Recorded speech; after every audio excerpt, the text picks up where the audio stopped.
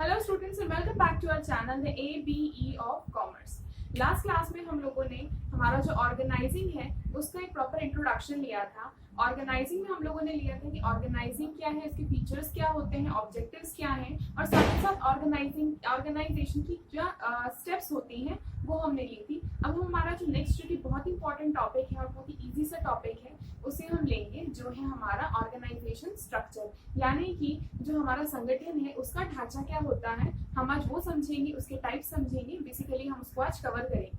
ठीक है, तो चलिए स्टार्ट करते हैं। हमारा जो ऑर्गेनाइजेशन स्ट्रक्चर है वो होता क्या है, वहां से स्टार्ट करते हैं। देखिए, ऑर्गेनाइजेशन स्ट्रक्चर यानी कि जो हमारा संगठन है उसका ढांचा। इसको अगर सिंपली समझाना चाहूँ तो ऑर्गेनाइजेशन स्ट्रक्चर का मतलब ये होता है कि हमारा जो ऑर्गेनाइजेशन, अभी तक देखिए हमने कुछ स्टार्ट नहीं किया है, हमने बहुत अच्छी प्लानिंग की, हमें पता है कि हम कहाँ पर हैं, हमें कहाँ जाना है, हमने सारी की सारी चीजें प्लान आउट कर ली है। ठीक, अब हमने क्या किया है, हमने अपनी ऑर्गेनाइजिंग स्टेप पर आए हैं, तो हम अपनी ऑर्गेनाइजेशन को स्टार्ट करें, यानी कि हमारा जो बिजनेस है, जो हमारा पूरा काम है वो स्टार्ट करने वाले हैं। तो भाई स्टार्ट करने वाले हैं तो वो कैसे होगा, बेसिकली डिविजन ऑफ वर्क जो है यहाँ पर वो काम आता है कि भाई कौन काम किस तरह से करेगा, कौन सा काम है वो पर्सन किस तरह से करेगा, वो हम यहाँ पर देखेंगे कि किस तरह से उस स्ट्रक्चर को बनाया जाएगा।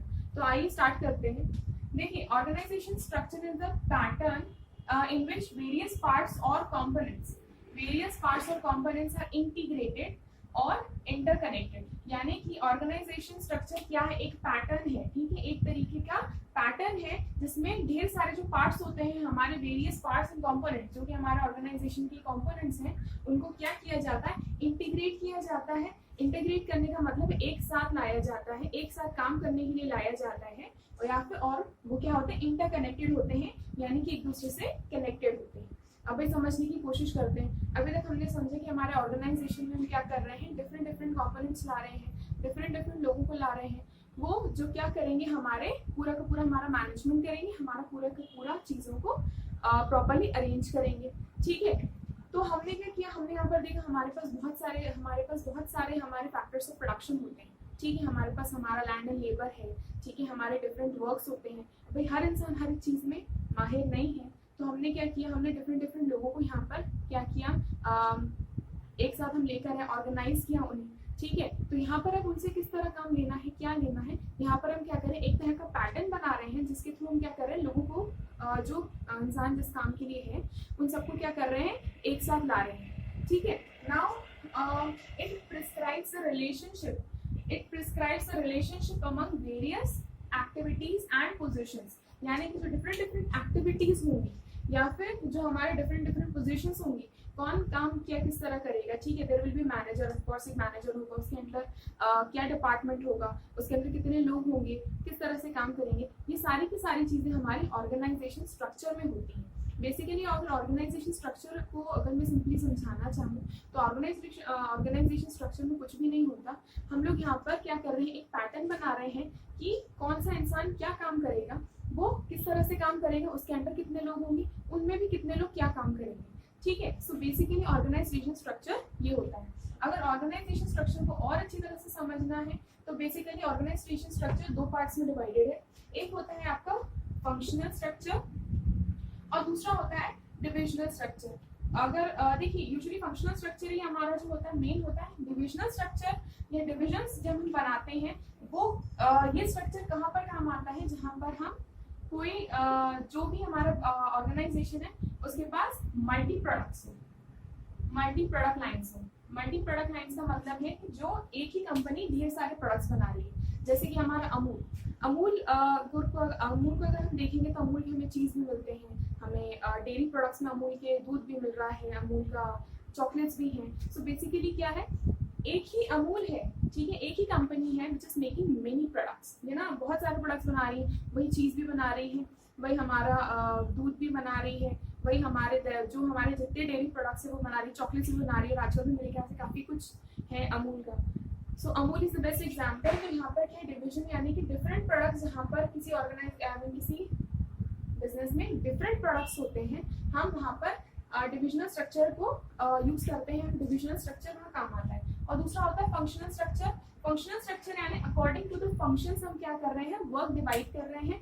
अकॉर्डिंग टू फंक्शंस हम डिफरेंट डिपार्टमेंट्स बना रहे हैं जिनका काम क्या होगा, अपने फंक्शन के हिसाब से, अपने कार्य के हिसाब से जो पर्सन जिस काम में होगा वो वहां पर जाएगा, वहां पर काम करेगा और वहां पर क्या होगा, उसका उतना ही काम है, दैट्स ऑल। ठीक है। डिविजनल स्ट्रक्चर का मतलब होता है जहां पर आप डिफरेंट प्रोडक्ट के डिफरेंट डिविजन्स बनाते हैं।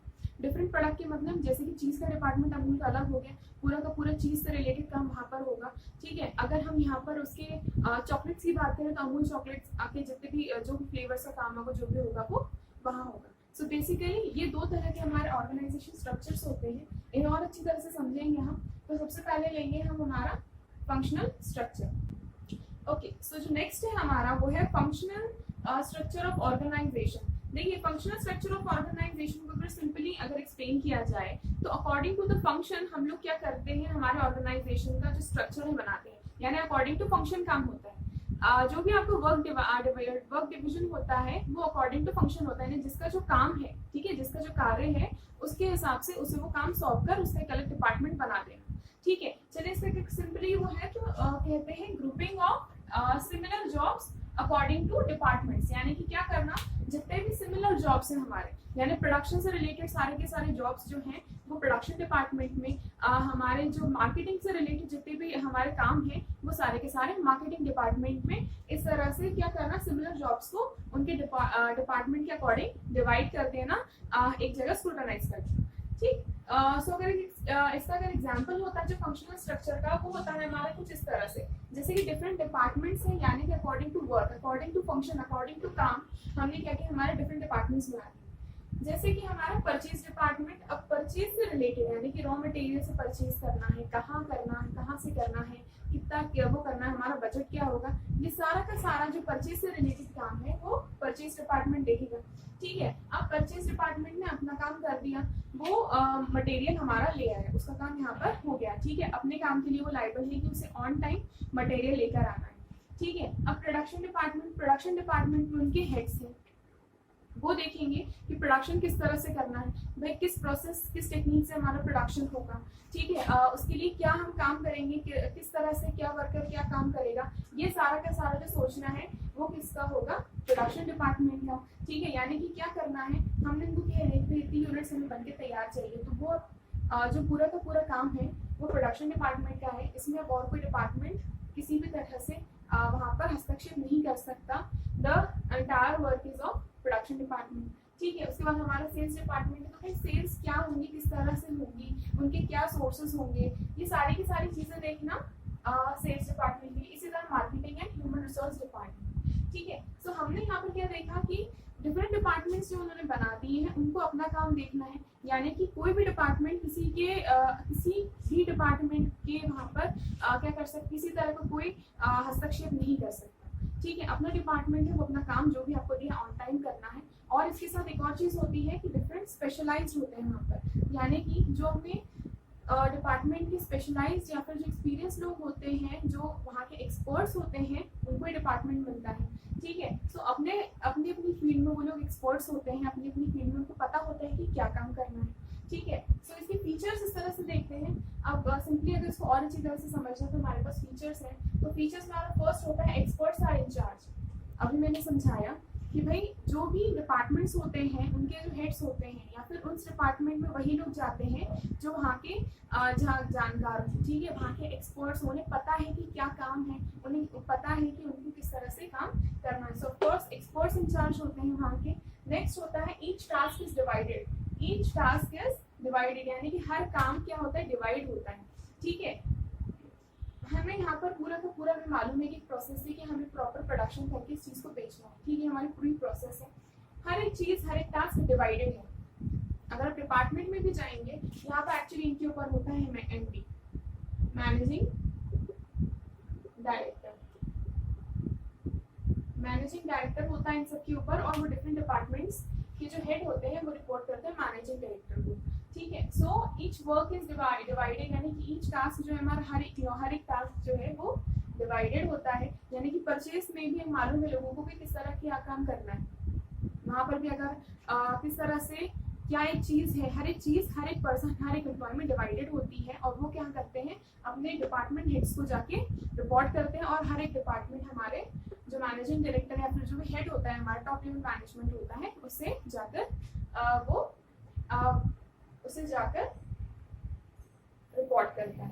ठीक है, नेक्स्ट है each department is held liable, यानी कि हर एक डिपार्टमेंट अपना काम पूरा करने के लिए लाइबल होता है, जिम्मेदार होता है। ठीक है, यानी कि अगर मैं मार्केटिंग डिपार्टमेंट में हूँ या फिर अगर मैं सेल्स डिपार्टमेंट में हूँ तो मुझे अपना काम प्रॉपर जो सेल्स है उसका प्रॉपर क्या सेल्स हो रही है, किस तरह से हो रही है, पूरा प्लान से लेकर क्या रिपोर्ट्स हैं, वो सब कुछ उस चीज़ के लिए लाइबल कौन है, वो प्रॉपर एक वही डिपार्टमेंट है। ठीक है, बट मुझे परचेज में क्या हो रहा है इससे कुछ लेना देना नहीं है, मुझे मार्केटिंग डिपार्टमेंट में क्या हो रहा है इससे कुछ लेना देना नहीं। I am head liable only for my department, मेरे डिपार्टमेंट के लिए मैं लाइबल है। ठीक, experts has their own area of operation. भाई सीधी सी बात है, यहाँ पर हमने कहा था कि भाई एक्सपर्ट्स होते हैं उन्हें इंचार्ज रखा जाता है, हेड बनाया जाता है, तो जो भी एक्सपर्ट्स होते हैं वो अपने एरिया ऑफ ऑपरेशन के लिए खुद जिम्मेदार होते हैं। भाई जो प्रोडक्शन मैनेजर होगा वो प्रोडक्शन की पूरी जिम्मेदारी लेगा। ठीक है, यहाँ पर कोई वो नहीं है कि भाई काम हुआ कि नहीं हुआ तो आप किसी और के ऊपर पॉइंट डाल दो, नहीं। यहाँ पर जो काम हो रहा है, किस तरह से हो रहा है, किस स्पीड से हो रहा है, उस सब के लिए रिस्पॉन्सिबल कौन होगा, वो पर्टिकुलर डिपार्टमेंट एंड स्पेशली उस पर्टिकुलर डिपार्टमेंट का वो है। ठीक है, so these are a few features जो हैं, कैरेक्टरिस्टिक्स हैं जो कि मैंने आपको फंक्शनल स्ट्रक्चर ऑफ मैनेजमेंट के बताए। अब इसके साथ कुछ मेरिट्स हैं, मेरिट्स देख लेते हैं। भाई इसके क्या फायदे हैं, क्या मेरिट्स हैं। भैया स्पेशलाइजेशन को प्रमोट करता है। स्पेशलाइजेशन को प्रमोट करने से मतलब है हमारा कि भाई जो भी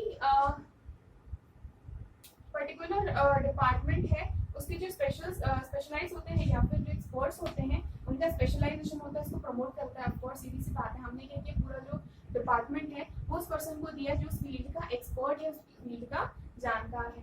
ठीक है, रिसर्च एंड इनोवेशन को ऑफकोर्स देखिए सीधी सी बात है, उस पर्सन का जो पर्सन उस फील्ड में एक्सपर्ट होगा वहाँ पर और अच्छी तरह से रिसर्च की जा सकती है। इनोवेशन अगर होंगे तो वो उसी फील्ड के लोग हैं तो वो वहाँ पर कुछ रिसर्च एंड इनोवेशन कर सकते हैं। Next is flexible. ये फ्लेक्सिबल क्यों होता है, क्योंकि भाई देखिए इन केस मान लीजिए कभी कोई ऐसी प्रॉब्लम आती है, ठीक है, कोई शॉर्टकमिंग्स होती है, कुछ भी होता है, तो यहाँ पर क्या होंगे, एक्सपर्ट्स होंगे, वो उसका सोल्यूशन अपने आप निकाल सकते हैं। फ्लेक्सिबल यहाँ पर हमने इसीलिए कहा है कि फ्लेक्सिबिलिटी यहाँ पर इसी वजह से होती है कि अगर प्रॉम्प्टली प्लान्स चेंज किए जा सकते हैं, यहाँ पर हमें सोचने या फिर ज़्यादा दिमाग लगाने की जरूरत नहीं है, बिकॉज वी आर एक्सपर्ट्स, कोई ना कोई अपना तरीका निकाल लेंगे। नेक्स्ट है हमारा opportunity to exhibit maximum efficiency.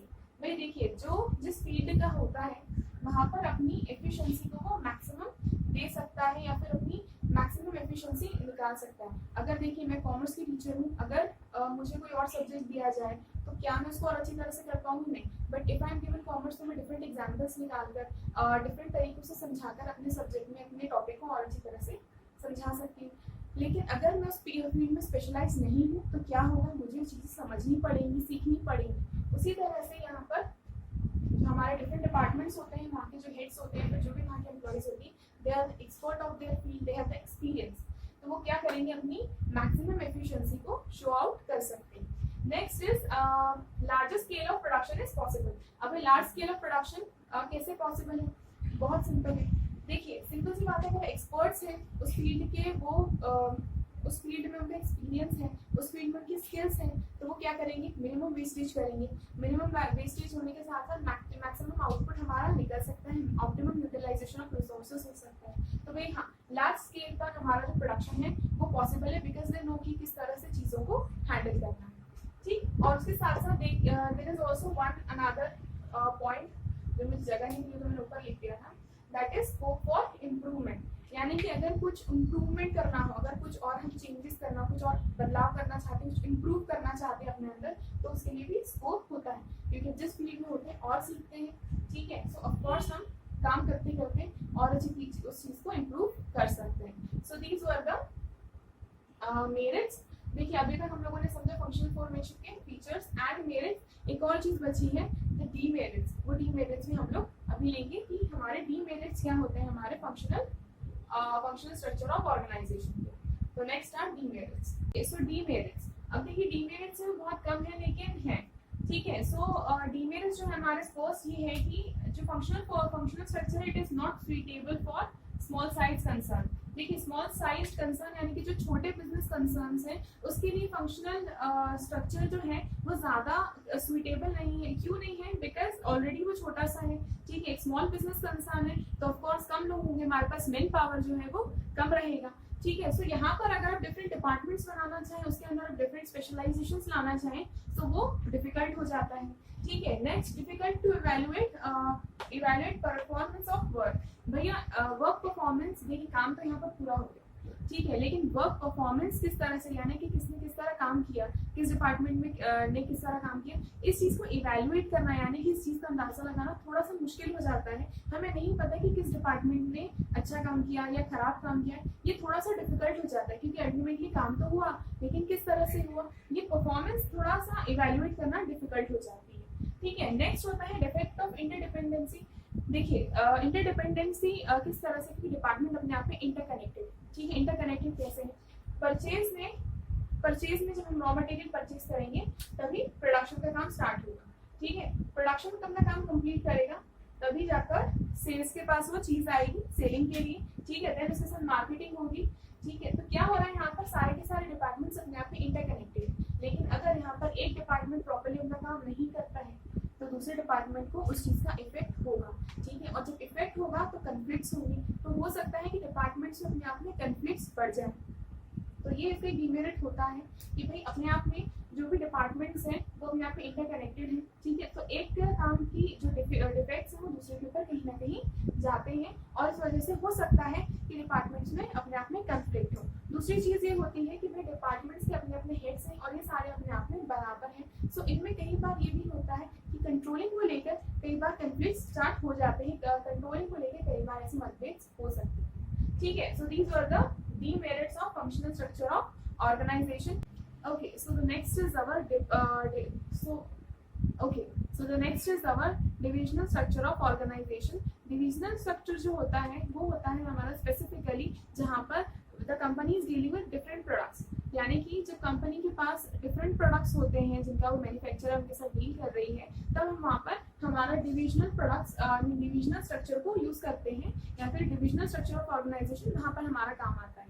ठीक है, so it's basically upon the variety of products और when the company is dealing in different territories, यानी कि जब हम डिफरेंट टेरिटरीज यानी डिफरेंट जगहों पर कंपनी काम कर रही है या फिर डिफरेंट हमारे जो डिफरेंट प्रोडक्ट लाइंस हैं अगर उसके साथ कंपनी काम कर रही है तो वहाँ पर हमारा डिविजनल स्ट्रक्चर ऑफ ऑर्गेनाइजेशन काम आता है या फिर हमारा यूज आता है। ठीक है, so grouping of people and activities on the basis of different products manufactured or on the basis of territories, यानी कि जहाँ पर हम डिफरेंट प्रोडक्ट्स के लिए हम अपनी ग्रुपिंग कर रहे हैं एक्टिविटीज़ की या फिर अपने जो हमारे जितने भी एम्प्लॉयज़ हैं हमारे पीपल हैं उनकी, या फिर हमारे जो डिफरेंट टेरिटरीज होती है। डिफरेंट टेरिटरीज मीन्स जो हमारा बिजनेस है वो एक जगह ना होकर कहाँ पर फैला हुआ है, काफ़ी सारे डिविजन्स है, फिर डिफरेंट कंट्रीज है, फिर डिफरेंट सिटीज़ में है, तो उन डिविजन्स को हम क्या कहते हैं, डिविजनल स्ट्रक्चर में हम अपने ऑर्गेनाइजेशन को सेट करते हैं।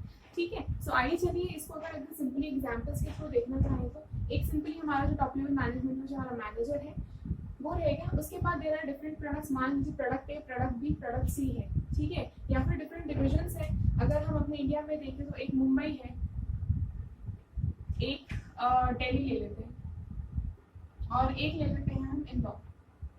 ठीक है, सो डिफरेंट हमारे डिविजन्स हैं। मुंबई डिवीजन है, मुंबई डिवीजन के भी डिफरेंट मुंबई डिवीजन में भी जितने डिपार्टमेंट्स हैं, या फिर हमारा प्रोडक्ट ए है, मान लीजिए कोई भी हमारा प्रोडक्ट है, अगर हम अमूल की ही बात करते हैं तो अमूल का चीज़ है, अमूल की आइसक्रीम है और अमूल के चॉकलेट्स हैं। सो यहाँ पर हम कह रहे हैं कि अमूल के जितने भी प्रोडक्ट्स, अब यहाँ पर अगर बात करते हैं उसकी चीज़ की तो उसका production department, sales and marketing जो है इस प्रोडक्ट की स्पेसिफिकली हमारे चीज़ की कहाँ रहेगी, यहाँ। ठीक है, इसको किसी और प्रोडक्ट से लेन देन नहीं है, यहाँ पर केवल हम यहाँ पर बात कर रहे हैं हमारा जो चीज़ है उसकी प्रोडक्शन डिपार्टमेंट रहेगा, उसके लिए स्पेशलाइज्ड लोग रहेंगे, सेल्स रहेगा और मार्केटिंग डिपार्टमेंट के लिए अलग रहेगा, फाइनेंस होता है, डिफरेंट डिपार्टमेंट्स के लिए हमारा, लेकिन यहाँ पर स्पेसिफिकली हम लोग बात कर रहे हैं, we are talking about the cheese. Next is our ice cream की, अमूल की आइसक्रीम्स है, उसका प्रोडक्शन, सेल्स या फिर जो भी उसका रॉ मटेरियल है उस सब की जिम्मेदारी, ठीक है, उस सब की प्रॉपर जिम्मेदारी, प्रॉपर ऑथराइजेशन किसके पास रहेगी, इस प्रोडक्ट एंड इस डिवीजन के पास रहेगी। ठीक है, और ये किसको यहाँ पे जाके रिपोर्ट करेंगे, they will report to the managing director और the top level of management. ठीक है, यहाँ पर बात करेंगे। तो डिविजनल स्ट्रक्चर बेसिकली कहाँ यूज होता है, जहाँ पर हमारे डिफरेंट प्रोडक्ट्स होते हैं। डिफरेंट प्रोडक्ट्स होने की वजह से उनकी स्पेशलाइजेशन अलग होती है, उनके एक्सपर्ट्स अलग होते हैं। ठीक है, जरूरी नहीं है कि भाई उन सबको एक साथ रखें, अगर एक साथ रहेंगे तो वो हॉच पॉच होगा। इसलिए उनको सही तरह से चलाने के लिए, उनको प्रॉपर्ली यूटिलाइज करने के लिए हम उनके एक्सपर्ट्स को अलग अलग डिपार्टमेंट्स में डिवाइड कर देते हैं। जो डिविजन ऑफ वर्क होता है, यहाँ पर जो हमारी पूरी पूरी एक्टिविटीज होती हैं, उसको डिविजनल स्ट्रक्चर में लाया जाता है। So this was your divisional structure. देखिए, यहाँ पर प्रोडक्ट की तरह से हमने देखा, यहाँ पर हमारे डिफरेंट डिविजन्स की तरह से देखा था कि अगर हमारे डिफरेंट लोकेशंस पर हमारा बिजनेस है तो उनको किस तरह से हम हैंडल करेंगे। डिफरेंट डिविजन्स बना दिए, वहाँ पर उनकी जितनी ऑफिसेस होंगी, अगर मुंबई में हमारे 3 ऑफिसेस हैं, ठीक है, तो ऑफिस 1, ऑफिस 2, ऑफिस 3, वो सारी की सारी यहाँ मुंबई के जो हेड होंगे उनको रिपोर्ट करेंगी। और मुंबई से रिपोर्ट कहाँ जाएगी, हमारे जो हमारा मेन हेड ऑफिस होगा वो कहीं भी हो सकता है, वहाँ पर रिपोर्ट जाएगी। ठीक है, इसी तरह से यहाँ पर अगर हम मल्टी चैनल्स की बात करें, या फिर डिफरेंट वैरायटी ऑफ प्रोडक्ट्स, या फिर डिफरेंट वैरायटी ऑफ ऑफिसेस जो भी है, वो क्या होते हैं, हमारे डिविजनल स्ट्रक्चर में आते हैं। ठीक है, नेक्स्ट आते हैं इसके features, merits and demerits. Okay, so the next are our merits of divisional structure of organisation. तो देख लेते हैं इसके मेरिट्स यानी कि इसके एडवांटेजेस क्या हैं। फर्स्ट आपका एडवांटेज है सफिशिएंट कोऑर्डिनेशन बिटवीन डिपार्टमेंट्स। भाई सीधी सी बात है, अपने आप में, क्योंकि जो डिपार्टमेंट जिस प्रोडक्ट के लिए है उनमें अपने आप में सफिशिएंट कोऑर्डिनेशन होता है, अपने आप में बेटर कोऑर्डिनेशन वो बना पाते हैं। Next is all activities are integrated for particular product. देखिए, अब डिविजनल स्ट्रक्चर में हमने क्या कर दिया है, हम भले ही डिफरेंट प्रोडक्ट्स बना रहे हैं, ठीक है, हम डिफरेंट चीजें बना रहे हैं, लेकिन हमने क्या किया है, जो हमारा पर्टिकुलर प्रोडक्ट है उसके जो जितनी भी हमारे एक्टिविटीज है उनको हमने एक साथ रख दिया। हमारा जो दूसरा प्रोडक्ट है उसकी जितनी एक्टिविटीज है उसको हमने एक साथ रख दिया। ठीक है, उनकी एक्टिविटीज जो भी हमारा पूरा का पूरा प्रोसेस चलनी है उसे अलग कर दिया। ठीक है, इसी तरह से जितने प्रोडक्ट्स है, तो हमारे जो पर्टिकुलर प्रोडक्ट है, ठीक है, हमारा जो पर्टिकुलर प्रोडक्ट है, कोई भी प्रोडक्ट है, प्रोडक्ट ए बी सी, उसकी जितनी भी एक्टिविटीज है वो इंटीग्रेटेड है। इंटीग्रेटेड यानी कि वो एक साथ है। ठीक है, अगर हमने अमूल का चीज देखा था, तो अमूल की चीज के लिए हमने क्या किया था, हमारी जितनी भी एक्टिविटीज थी हमने उनको एक जगह कर दिया, एक प्लांट में रख दिया। ठीक है, सो क्या रहता है यहाँ पर, इस इंटीग्रेशन की वजह से हमारी पूरी की पूरी प्रोसेस होती है ऑर्गेनाइजिंग बहुत ही इजी हो जाती है। Next is our responsibility of each product is on their particular और देयर मैनेजर्स। ठीक है, जिस प्रोडक्ट की हम बात कर रहे हैं, ठीक है, उस प्रोडक्ट के से की पूरी प्रोडक्शन की, उसकी पूरी प्रोसेस की जो रिस्पॉन्सिबिलिटी रहती है वो उस ऑथेंटिक मैनेजर की या उस हेड के पास रहती है। ठीक है, यानी कि अगर हम चीज की बात कर रहे हैं, आइसक्रीम की बात कर रहे हैं, तो उस प्रोडक्ट के बनने की प्लानिंग से लेके उस पूरे प्रोडक्ट के बनने तक पूरी की पूरी रिस्पॉन्सिबिलिटी उस पर्टिकुलर मैनेजर की रहेगी। ठीक है, यानी कि मैनेजिंग डायरेक्टर ने क्या किया, उसको वो काम दे दिया, अब वो किस तरह करवा रहा है, कैसे करवा रहा है, वो पूरी की पूरी रिस्पॉन्सिबिलिटी उस पर्टिकुलर मैनेजर के पास है। Next is our best training grounds. Best training grounds का मतलब ये होता है, यहाँ पर क्या कर रहे हैं, अगर कोई न्यू एम्प्लॉय है, ठीक है, या फिर कोई भी पर्सन है, उसके लिए बेस्ट ट्रेनिंग ग्राउंड्स क्यों होते हैं, क्योंकि भैया वो प्रॉपर जो डिपार्टमेंट है वो उस मैनेजर के अंडर है। ठीक है, वो वहां पर क्या कर सकता है, बेस्ट ट्रेनिंग प्रोवाइड करवा सकता है। Next is our flexibility. भाई फ्लेक्सिबिलिटी क्यों होती है, क्योंकि अगर कोई प्रॉब्लम और जो कभी क्रिएट हो जाती है, ठीक है, खुदा ना खासा अगर कोई प्रॉब्लम हो जाती है, so we know the best are there.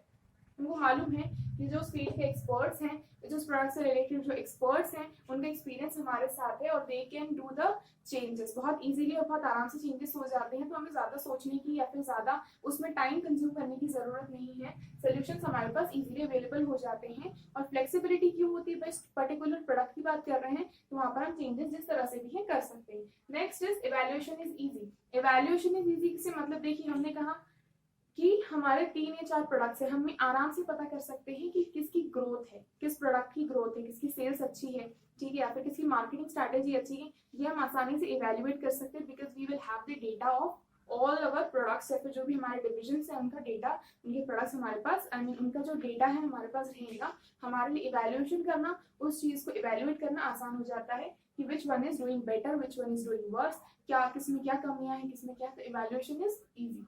Next is our expansion and diversification of product. भाई प्रोडक्ट का एक्सपेंशन करना हो या डाइवर्सिफिकेशन करना हो तो वो इजी हो जाता है। क्यों, क्योंकि भैया हमें मालूम है कि पर्टिकुलर प्रोडक्ट में किस तरह से क्या काम हो रहा है, सो दैट्स आल्सो इजी। ठीक है. So these were the merits of our divisional structure. Now let's go to हमारे जो डीमेरिट्स हैं उन पर. ठीक है. अब डीमेरिट्स हैं, एक बहुत सिंपल सा डीमेरिट ये होता है जहाँ पर हमारे जितनी प्लांट कैपेसिटी होती है उसका अंडर यूटिलाइजेशन होता है. अंडर यूटिलाइजेशन मीन्स हम उसको जितना ज्यादा यूज कर सकते हैं उसकी जितनी कैपेसिटी है उससे कम यूज हो रहा है. कई बार ऐसा होता है क्योंकि हर एक जो प्रोडक्ट है अपना प्लांट वालों लेके चल रहे हैं. ठीक है.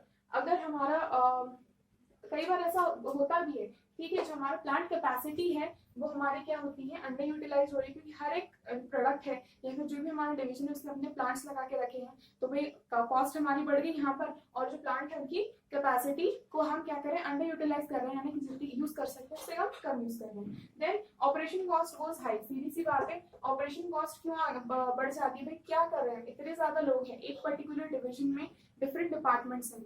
ठीक है. उन हर डिपार्टमेंट में वहाँ के पर्सनल्स हैं यानी वहाँ के लोग हैं. ठीक है. प्रोडक्ट ए में भी है, प्रोडक्ट बी में भी है, प्रोडक्ट सी में भी है. तो यहाँ पर क्या होता है ऑपरेशन कॉस्ट बढ़ जाती है. क्यों भैया आपने उतने लोग रखे, आपने उतनी एसेट्स यूज कर रखी हैं. ठीक है. आप यहाँ पर उतनी प्लांट्स यूज कर रहे हैं तो क्या हो रहा है यहाँ पर हमारे ऑपरेशन कॉस्ट सीधी हाई हो जाती है. ठीक है. साथ ही साथ इसमें ये रहता है कि इसकी वजह से जो हमारा कॉस्ट है प्रोडक्ट की कई बार बढ़ जाती है. ठीक है. Next is conflict between the divisions. भाई कई बार डिविजन्स के बीच में अपने आप में कंफ्लिक्ट होते हैं. वो कैसे होते हैं. कई बार ऑर्गेनाइजेशन अपना फाइनेंस है वो किसके ऊपर लगाए. ठीक है. कई बार उनको चूज करना पड़ता है किस प्रोडक्ट में. तो कई बार कंफ्लिक्ट्स होते हैं कि एक प्रोडक्ट के पास गया हमारा फाइनेंस और दूसरे दो प्रोडक्ट को हमने नहीं किया तो उनके बीच में कई बार कंफ्लिक्ट्स होते हैं, मिसअंडरस्टैंडिंग्स होती हैं. कई बार अपने आप में उनके खुद के भी कुछ मतभेद होते हैं तो उसकी वजह से प्रॉब्लम्स क्रिएट होती है. ठीक है. So these were your divisional structure के डीमेरिट्स या डिसएडवांटेजेस. हमने आपको डीप से समझने की कोशिश की है. ऑर्गेनाइजेशन स्ट्रक्चर जो है बहुत इजी टॉपिक है. अगर हम एक बार अपने माइंड में अपनी पूरी पिक्चर अगर क्रिएट कर लेते हैं तो it's a very easy topic. हमको सिर्फ उस पिक्चर में जाके आने के हमने जो अपना सिनेरियो बनाया है उसके अंदर जाना है और हमें सोचना है and you will really find कि उसके मेरिट्स डीमेरिट्स फीचर्स जो कुछ भी हैं वो आप बहुत अच्छी तरह से समझ जाएंगे. So that's all for now. I really hope आपको ये वीडियो अच्छा लगा हो. जो मैंने भी फंक्शन हम लोगों ने ऑर्गेनाइजेशन स्ट्रक्चर को समझा है वो आप लोगों को समझ आया होगा. अगर कोई डाउट है या फिर कोई क्वेरी है you can always go to the comment box and always ask me. इसके साथ thank you so much. I really hope you enjoyed the video. Don't forget to like, share and comment and subscribe my channel the ABE of Commerce. We will be back very soon with the next part of this topic. Thank you.